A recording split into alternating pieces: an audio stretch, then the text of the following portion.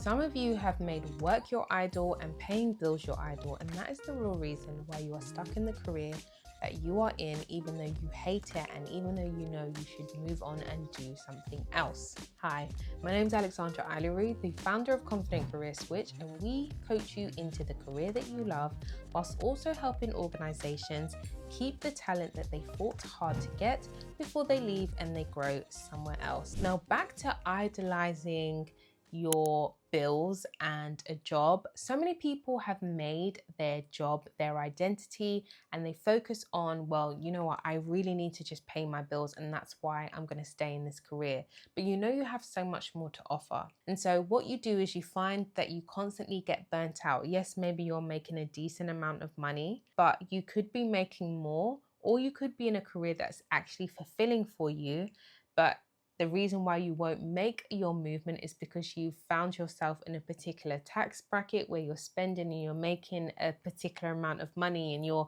afraid that if I change careers, that means I'm going to have to compromise on my lifestyle. And you might have to compromise when you change. I know that when I moved from education into project management, that was a genuine fear of mine. Am I going to have to take a dip in the amount of money that I'm making? And I was grateful that I didn't. In fact, I got a pay increase. I went from about 40k a year to 45k in my first ever role. So it is possible. I am living proof that you can go and change into a different career and potentially make more money and move up the ranks quickly, especially if you're working or moving into an industry that has a high ceiling. So teaching in the UK has a very low pay ceiling, but then when I moved into project management, especially working within tech and financial services, the ceiling is pretty high. So I was going to progress and move up quite quickly and make more money. So if that's your excuse, it's a really poor one to have to stay there. And let's look at some of the other reasons why you have decided to stay within your career outside of making bills your idol. Maybe you are worried about what other people will think of you. And I'm here to tell you that those people are going to have something to say about you whether you stay or you go anyway. Let this year be the year that you stop caring about what other people think of you. It's not any of your business anyway. When you're trying and shifting and molding and changing, people are going to mock you. I've been mocked throughout my career. When I decided 10 years ago to move to Dubai, I was mocked, but I moved anyway. When I decided to move from education into project management, I wasn't quite mocked, but I was discouraged. You know, is this the right thing to do? Are you sure it's going to be possible? All the excuses under the sun, and I made it work anyway. Same thing with navigating from project management into business. Are you sure that now is the right time? What about money? What about this? What about that? But I'm doing it and I'm doing it anyway. So if you're waiting for permission and validation from human beings before you make a move, you're already at a disadvantage because you're never going to make everybody happy. Is this what you want? Is there more that you know that you have to offer? In my case, I knew that there was more that I had to offer. And I don't know if I've ever shared, but I ended up having a panic attack. And that's how I knew I needed to leave teaching. I was doing what I was doing extremely well. The kids loved me. To be fair, I did love the kids. I just couldn't do what I was doing anymore. I knew I had more to offer. And so it was just this build-up of being burnt out and being broken down. And one day at work, I remember sitting at my desk and going through the register. And normally the register, it takes me 30 seconds to do. But this day, I remember it took about 2 minutes. So already the kids were on edge, like, why is it taking Miss so long to get through the register? And I remember going through the register and one of the children who always kind of misbehaves, I'm used to it, we nip it in the bud really quickly, but I just didn't have the capacity to deal with them that day. And I literally broke down and had a panic attack in front of my class. You don't ever want to do that, because not only was I worried about myself, but I was worried that me as a safe person for these children has literally lost my composure in front of them. And I could have prevented this if I had just left teaching a lot sooner, when the signs were very evident that this wasn't what I was supposed to be doing.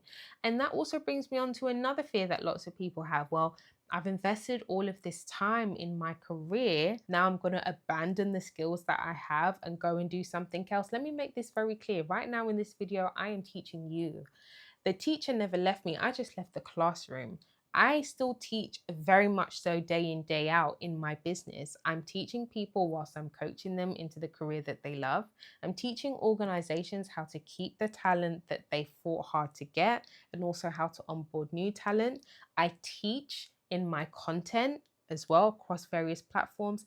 And I actually make courses for organizations as well. So I am teaching all the way through. Trust me, the skills that you fought hard to get will not leave you. You will still use them. They're going to be valuable. They're going to be what you call super skills. And you're going to look for roles that allow you to use those super skills. So what's your excuse now? Because I've covered probably the top 3. If you know that you have more to offer, now is the time for you to go and find careers that align with that. And don't worry about job titles, because I know that for me, I ended up spending a lot longer in teaching because I was like, I have no idea what job that is for me. I don't know what that looks like for me. So looking for roles based off of skills that you already have, as opposed to focusing on job titles, is always going to open up the pool for you, because there are going to be jobs that you didn't even know existed in sectors that you didn't even know existed. And you're going to have access to those and say, well, actually, when I look at the job description, I can do a lot of this, or I'm already doing a lot of this. So always focus on skills. So do a skills audit. What are the skills that you know that you do and you do really well, that you do day in, day out in your organization?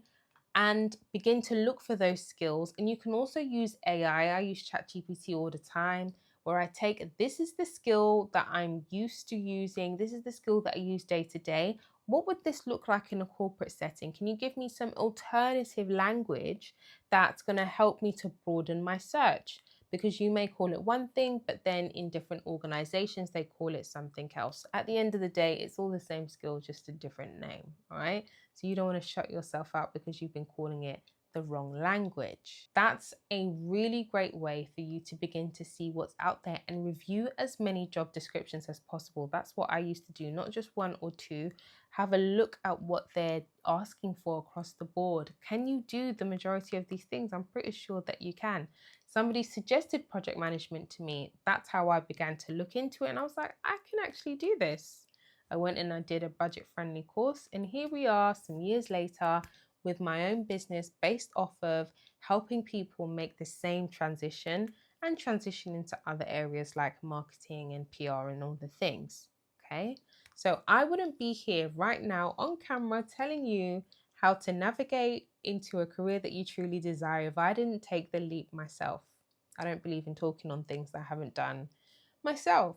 And I'm so grateful for the journey. I couldn't have, imagined that all the things would have happened from just making that decision some years back that this isn't for me, this isn't what I'm going to do anymore. And I'm so grateful. And I know that you will be grateful too, to make the leap. You're never too experienced within your career. You're never too late. But the longer that you leave it, the more frustrated that you're going to get. And you don't want to end up like me, having a panic attack in front of kids or in front of your colleagues or, in front of patients or whoever, because you stayed too long in a career that you know that you should have exited a lot sooner. So if you're ready to take the leap, then join the Discord. You can comment Discord below and I'll send you a link directly, or you can click the link below in the description. And I cannot wait for you to be a part of our growing community of people who are movers and shakers within their career, taking their careers by storm and deciding, hey, now is the time that I want to move, but I want to do it and be amongst other people who are like-minded. Because again, I also know what it's like to try and navigate a career change by yourself without having anyone to talk to. So that's the whole reason why this community was created in the first place. So I can't wait to see you inside. Take care, and I shall see you soon.